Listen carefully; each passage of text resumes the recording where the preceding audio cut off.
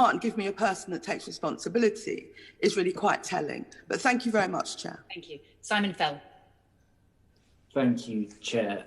I've just got a couple of brief questions. Just following on from Diane Abbott, do the recent decisions to take action against the former president impact on the assertion of companies like yours that you are platforms and not publishers? No, no, they don't. The removals here were us enforcing our publicly stated policies. So we have this set of rules, our community standards, that we've had since I joined the company, which was probably 9 years ago.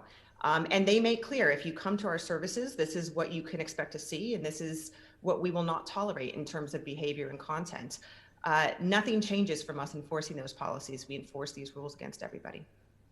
Okay, thank you.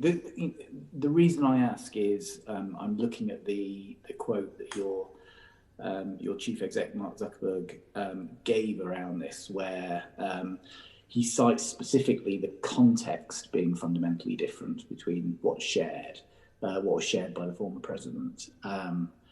And in my view, that's editorializing, surely. That must push you into the publishing bracket. I'm assuming you don't agree with that assertion. I want to make sure I understand the question. You mean, do Mark's comments, his public comments, push us into that realm? Yes. We care a lot about people understanding why we make the decisions that we make.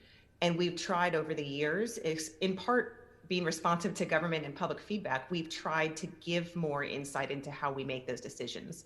So no, I don't think that makes us an editor. I think we're just trying to give people transparency into how our rules work on our site.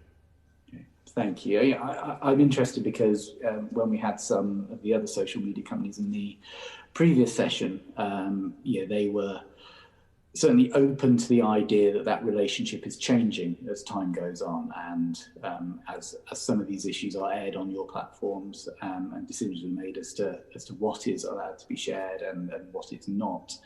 Can I just follow on this line of thinking, and then I'll pass on to another committee member. I'm interested in how you manage the sort of reporting conditions and the discussions that go on in your forums around legal proceedings. So, I know of 2 or 3 forums where there are active discussions going on about cases which are before the court, and this obviously puts those trials under a very difficult light, where it risks the viability of prosecutions, the anonymity of certain people who are involved in them, and indeed to an extent sometimes the ability to execute a fair trial. I'm interested in how you look at issues like that and decide where the bounds are being pushed against too far, and you try and rein them in, or whether you think that this is a fair discussion. We take significant direction from the court orders themselves. And this is a very timely topic. We just published in November new language in our community standards that makes public some long-standing policies that basically require us to have additional context before we can enforce them. So the rules that we've long had on the site are the ones that we enforce at scale, if you will. They're the ones that we can look at the content and just enforce them.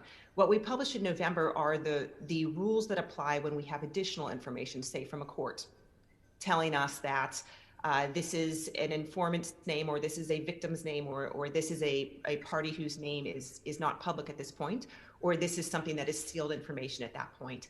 If we have that context, then we do take steps, including sometimes proactive steps, to make sure that people are not sharing that content on the service. As I'm sure you can appreciate, that can be a challenge for us.